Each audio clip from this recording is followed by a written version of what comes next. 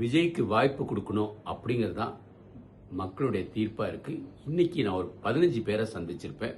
இந்த ஊரில் ஓபிஎஸோட கோட்டைன்னு சொல்கிற இடத்துல போடிநாயக்கனூரில்.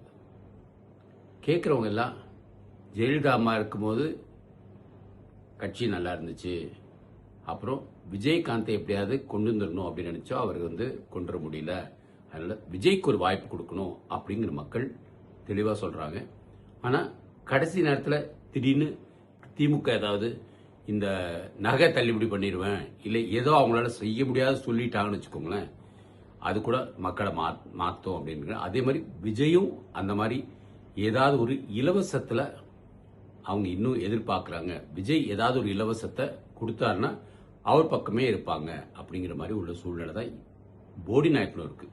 ஏன்பா ஓபிஎஸ்க்கு நீங்கள் எப்படி இது பண்ணுறீங்க? அவர் சிஎம்மாக இருந்தார், அமைச்சராக இருந்தார், எம்எல்ஏ இருந்தார், இவ்வளோ செஞ்சிருக்கணுமே அவர் அப்படின்னா ஒன்றுமே செய்யலை.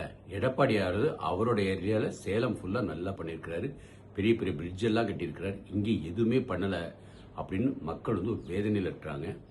போடிநாயக்கனூர் பொறுத்த வரைக்கும் விஜய்க்கு மக்கள் சாயறதுக்கு தயாராக இருக்கிறாங்க. அரசியல் சூடு பிடிக்குது, வாங்க பார்ப்போம்.